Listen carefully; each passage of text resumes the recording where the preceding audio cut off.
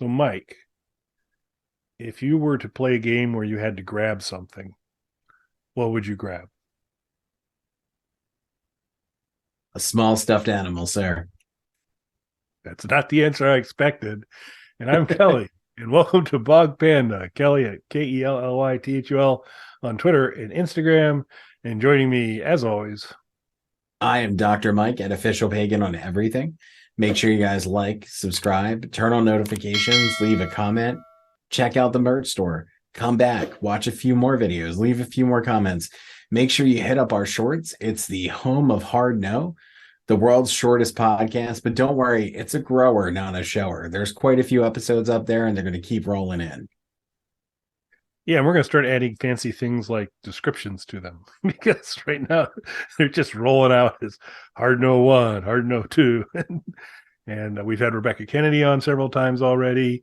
One of hers did pretty well in terms of views. And so I think if we actually let people know when some folks like Rebecca have joined us, that might even help the listenership. But check it out. It's not going to take you a whole lot of time to listen to an episode or two or three or 10. It's because it is the world's shortest podcast. Get those views up. Yep, absolutely. Watch time is key.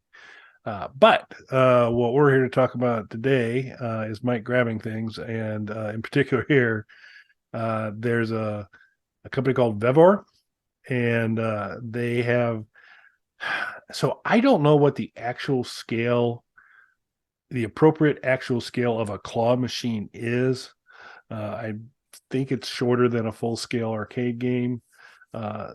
This it's just under 3 feet tall.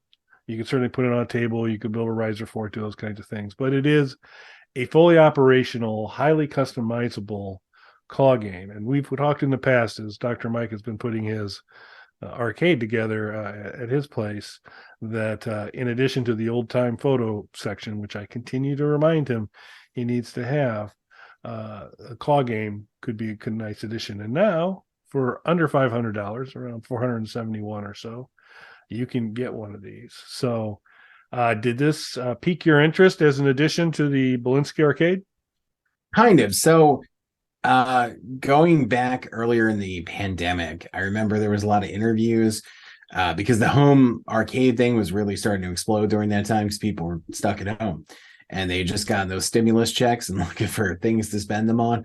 So there was a big influx of titles from different home arcade companies and upgrades and all kinds of things you could purchase. I remember seeing an interview with somebody from Arcade One Up, and they were talking about the possibility of a claw machine. And then it really just came down to, so Arcade One Up's big thing, and the reason that they used the risers on their first few generations were because they're available in stores. And even though you can get the At Games Legends now in a few Sam's Clubs and things like that, Arcade One Up things were, had big displays in Walmart and things like that.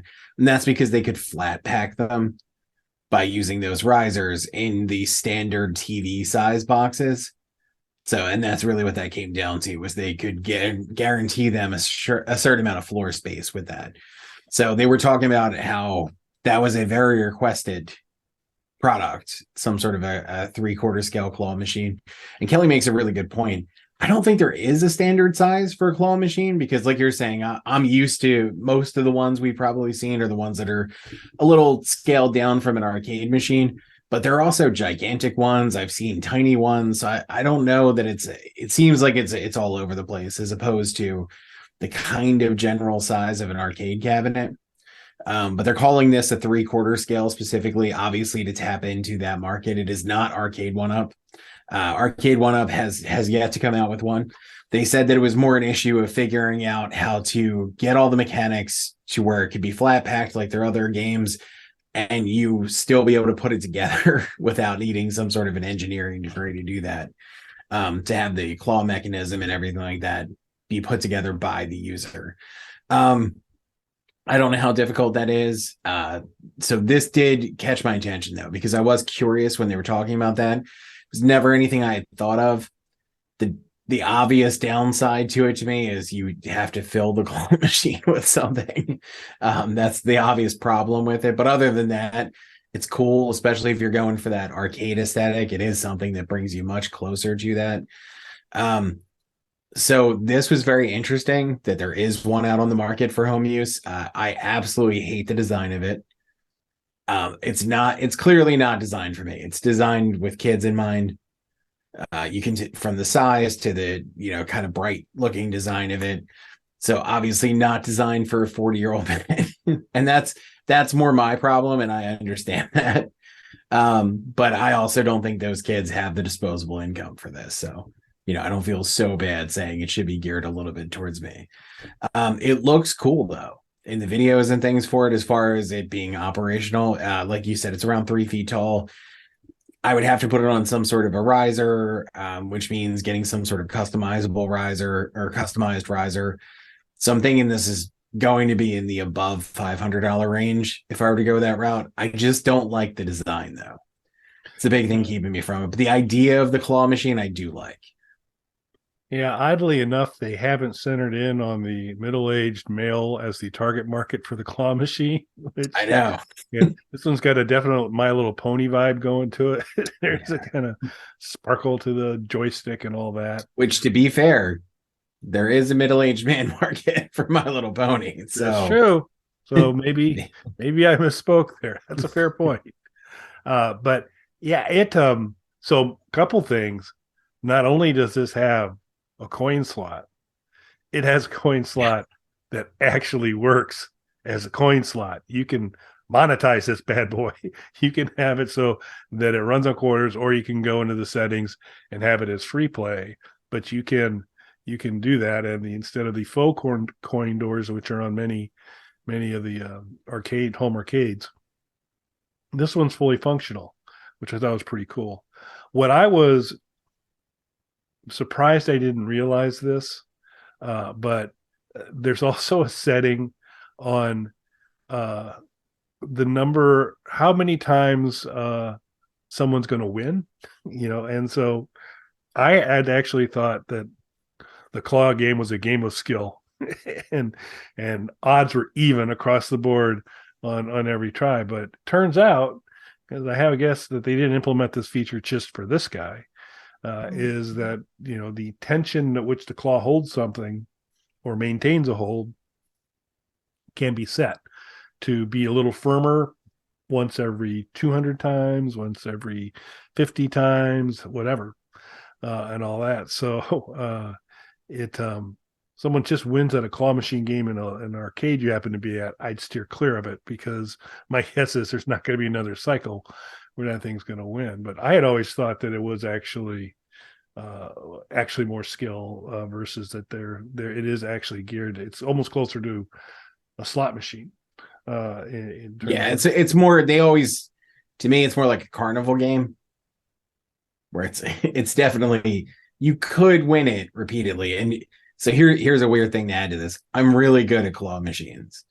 Like, it's a bizarre, of my limited talents, I can go into an arcade and walk out with a trash bag filled with stuffed animals to this day. And I often do it. Because there are, even when it's not applying much pressure, there are certain things you can do to greatly increase your chances of getting something. I'll give everybody a free hint with that. Don't go for something you want. You just go for something that is the least encumbered, because it will give you less tension sometimes when you're using it than other times. So the chances that you're going to pull something free are incredibly unlikely. yeah, I was unaware of your skill set in the claw game, and I was also Yeah, surprised it's earlier. weird to the point where like everybody comments how weird it is and asks me not to do it when we go out. Because it's awkward when you wind up with like 15 stuffed animals that you're trying to carry around. So Could see that. Yeah, I was surprised that you said the downside was filling it up, because I figured you'd view that as much more of an opportunity, because I didn't think that a Mike Polinsky arcade claw machine would be filled with the standard fare. And so I thought, that is true. That part of it's true. there could be other things in there. So Yeah, that part of it would definitely be true. And I also envision it being a thing like Christmas morning, you have to win your presents. there you go. Things like that. Yeah, That tension's going to be so loose. They'll be working on it until next Christmas. Good way to kind of clear the living room for a while. Excellent. Cool. Well, this looks fun. Be interested in hearing from you folks. Is this something you'd be interested in? I would be. I think it'd be kind of a cool thing to have. Um, Probably, at current, I don't think the current price point is inappropriate for what you're getting, because there is some pretty serious mechanical stuff going on with it. But I, you're blowing past what an Oculus would run you, what and that game's pinball on sale at Sam's will run you, and or at least gets very close to that at that point in time. And so there's a lot of other things I could go for at that price point, but I think it's fair for what it is. It looks like good quality. I agree that aesthetically it's not a home run for me there, but in terms of functionality and capabilities, looks really cool. So we'd be interested in hearing from you folks. Is that something you'd ever considered? Do you share Mike's skill at being a pro claw machine player? That'd be interesting to know as well. You have all the things to be good at in life. At least you got something. That's true. Cool. Well, thanks for watching, everybody. Thanks, everybody.